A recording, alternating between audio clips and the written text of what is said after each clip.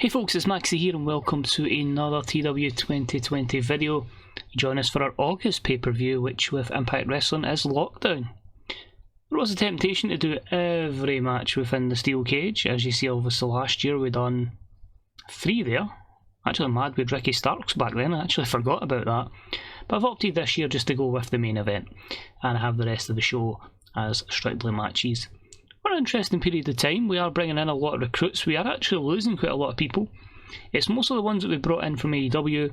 Obviously when AEW starts in the save, they are on written contracts or open contracts, handshake contracts if you will.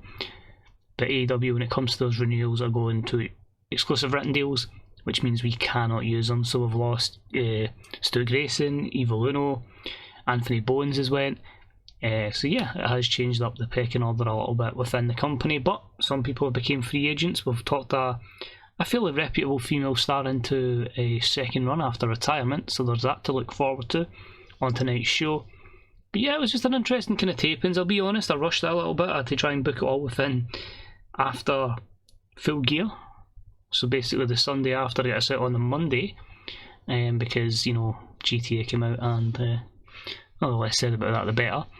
But yeah, I've been having fun, and here we go. Let's crack on to what's been. You see there are a lot of people that will be making appearances there. Oh, there's spoilers in there, but nah, show history. We're going to round up the tapings anyway. So we were at the Slammiversary last time. Let's go through what's happened on our 4 tapings, which gives us tonight's show. So I started off with a bit of confrontation between Kurt Angle and Ronda Rousey. Obviously Ronda losing the championship to Purrazzo in that Women of the Mountain match. I had Will Hobbs defeat Enzo before we had the confrontation between Jay Lethal and Will Hobbs. Promises are going to be a major factor going forward in some booking decisions, so keep that in mind. FTR with a win over Triple XL.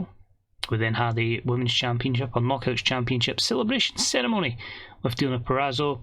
We had Suicide pick up a win over Madman Fulton before Kurt Angle says they've got one more chance to use Pac, and that matchup will take place at Lockdown, as it will be Suicide versus Pac.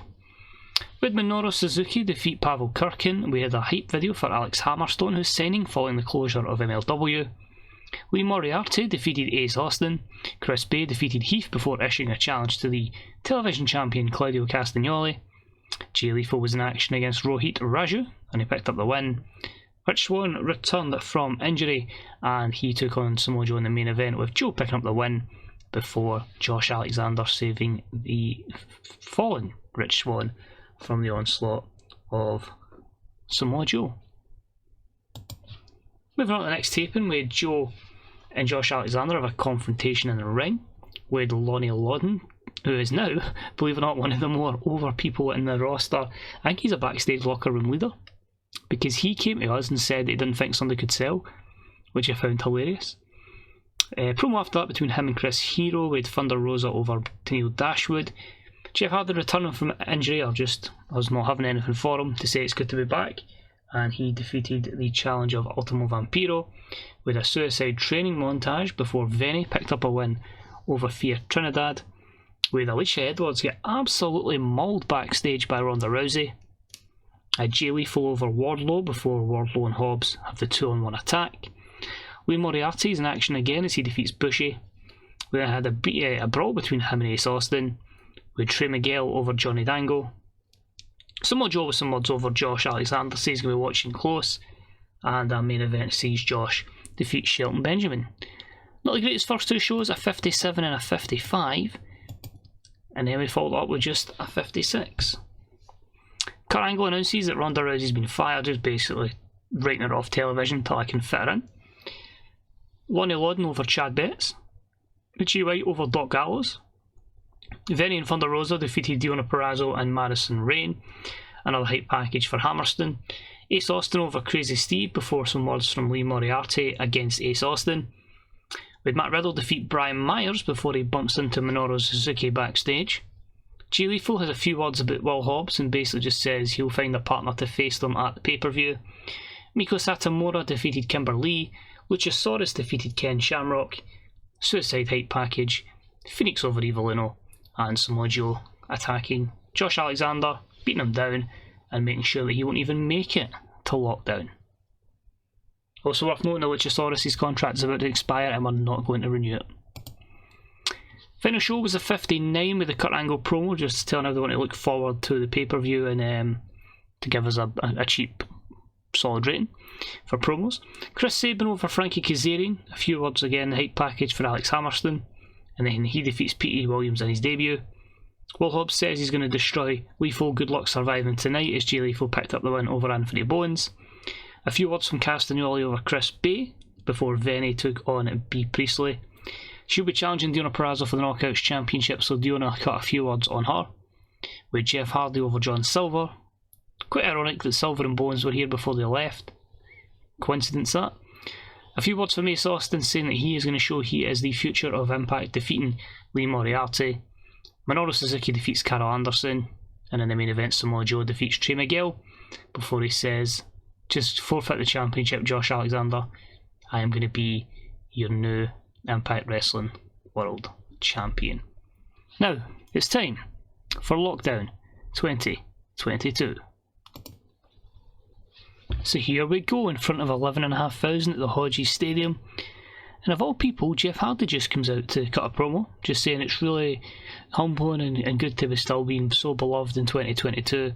And he's looking forward to showing all the people that he's still got one more run in him as champion, and that he's not going anywhere. So thanks everyone for the support. Says he's got no match tonight, but it's cool. Out of nowhere comes Platinum Max Caster, cuts some promo on Jeff Hardy, some rhymes, just basically mocking Jeff's previous history. And then Jeff basically says, you know what, I don't have a matchup, but I'm going to take on this jerk right now. So we'll start with an opener of Jeff Hardy and Max Caster. Bones is gone, Caster's going solo, 62. Opening contest was decent. Max Caster defeats Jeff Hardy in 12:58 with a handful of the tights, 55. This one was a promise, a last minute promise that Jeff was going to put Caster over a couple of times, so I thought, screw it, let's jump straight into an angle. My only fear with doing this is that Caster goes written contract eventually with AEW, so we're kind of screwing our own star here, but if we can give another main event push to another guy, it gives us another option. So Platinum Max picks up the opening victory.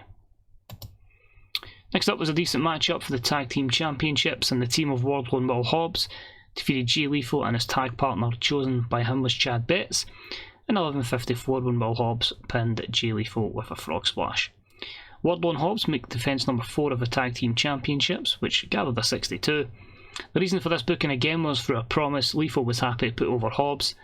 I didn't want them to go one-on-one, I wanted to keep the championships on the pay-per-view when you'll get the most gain and loss from it. So again, Lethal does the business on pay-per-view. We then had that matchup that had good heat and decent wrestling. Pac defeats Suicide in 14:06 with a shooting star leg drop. This guy was a 69, Pac with a 77 to Suicide's 51. The plan was always to put Suicide over as our talent, but Pac, despite being on loan, has a creative control clause, I think because of that, and was not willing to do the job. So we had to book ourselves into a corner and give the bastard the victory. Kurt Angle cuts a promo, we cheap pop here to get the 73 rating, just says he's looking forward to the future of Impact Wrestling.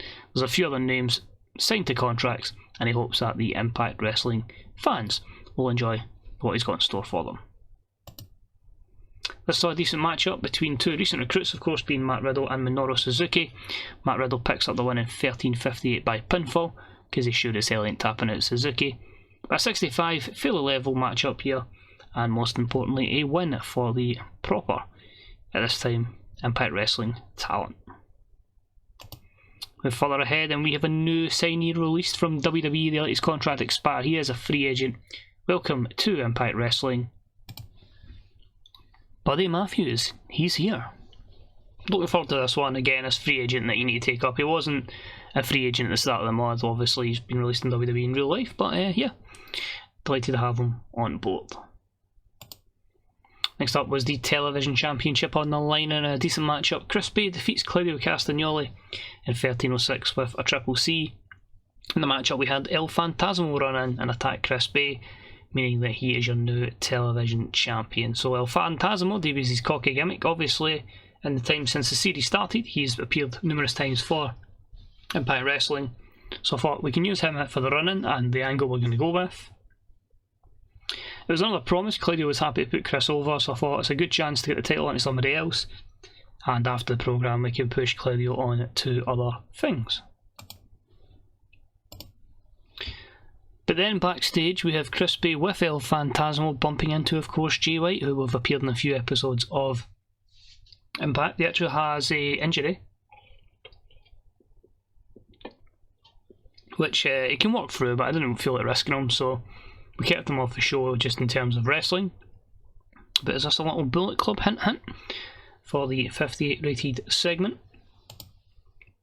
Then we had a good matchup between Ace Austin and Lee Moriarty. Ace Austin wins in 13:47 with the fold because Big Madman Fulton shows he's still lurking, and he interferes to give Ace Austin the victory in a 64 rated matchup. Really happy with that. Diona cuts a promo on Venny. She just says she's back as champion where she belongs, and she will never ever part with this champion. There's no woman that's made a greater contribution to Knockouts wrestling, women's wrestling in general, in the last decade than her. That's what she's saying, that's what she's claiming.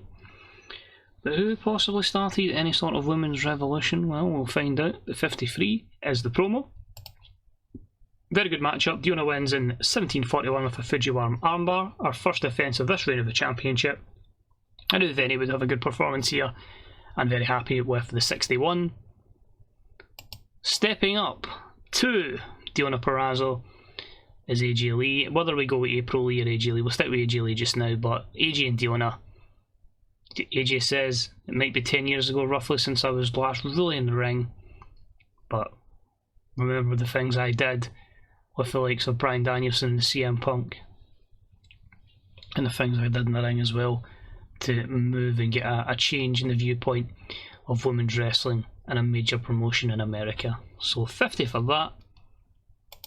Promo from Samoa Joe gets a 57. He says he's going to dismantle Josh Alexander if he even decides to turn up inside the cage. So naturally, of course, Josh Alexander turns up and Josh wins in 13-12, a match with good heat and decent wrestling, as he decides to escape the cage, meaning that he gets the second defence of the World Championship. So Joe's never been pinned, but it is a defeat via escape of the cage and by disqualification. I wanted this match to go a bit longer, but Joe's stamina is in question in this, and yeah, that's all we can really muster from him. But a 60 rated segment in the main event, a 73 promo, but because of the production values, we lose popularity in 10 regions. Now I'm thinking, I'm going to put it to use, because this will be out before I even get to book the next couple of shows. Do I take the penalty on funds to make sure our production values will never be hampered? Or do I have to accept going forward the Josh Alexander project maybe isn't the right time for us, and if we want to keep gaining pop and being safe, we're going to have to push more over people? Let me know on that one. As I say, this will go live on the Monday, and I probably won't get back to booking it again until, I would imagine, the Friday. So a couple of days to get your input in, let me know, and we'll go from there. So just be a wee quick second till we get to the main screen, we'll see what happens. And wow, that's a kicker right into the save there. Sami Zayn out for a year. There's a good chance, by the way, he's just extended his contract. Well, 9 months left in the deal. He could be in a position where WWE doesn't extend his contract, so he could be someone we'll look at in a year. Obviously that's a mile away. Kevin Steen's out as well. Jesus Christ, both of them injured on the same night. We're sure if what I saw it there. Am I blind? Impact Lockdown. Decent, hardly spectacular. Because what we need to worry about is, with Southeast, there's a very high chance if that drops, we could go drop back to small. No, I think it would really make a difference. In fact, that's another thing I'm going to put to use as well, actually. Because I wanted to make the signing, but it was going to be financially very, very crippling, but it would guarantee we would never lose pop again. Should I, I'm going to, as I say, I won't progress the save unless we can do it, or until we get an answer for you. We can sign John Cena on an open contract. It's going to cost us 17,000 a show, which should be okay.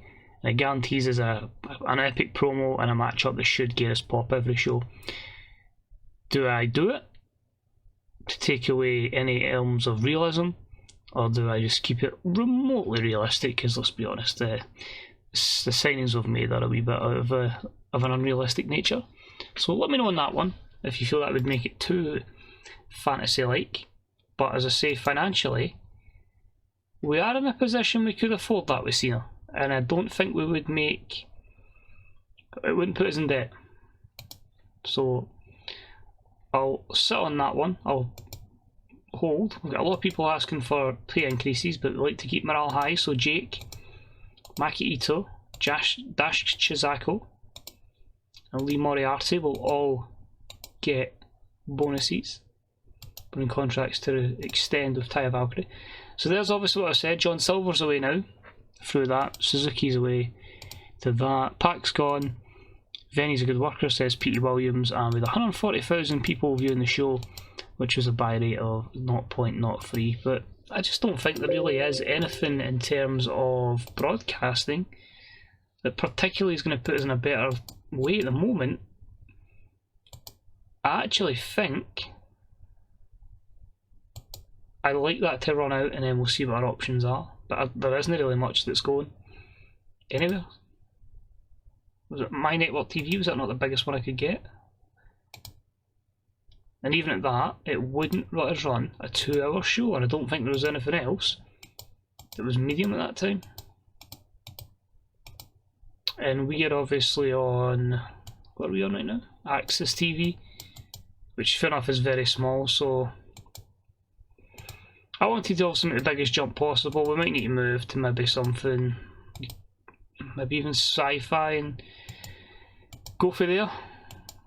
If you get me, like small gains, so go for like very small to medium, but that's really the only options we've got. At least Access TV, you've kind of get Canada covered as well. So I'm going to leave there with you guys and girls out there. Let me know what you think. So it should be saying Cena. Let me know on that one, and then the other question, which I can't remember. Let me know. And the next event that you'll have a video for next Monday will be Against All Odds, and then we're truly on the run to Bound for Glory. So thank you very much for watching. Let me know your feedback, and I'll see you again in a few days' time for some TW action with All Elite Wrestling. Take it easy, see you soon. Bye bye.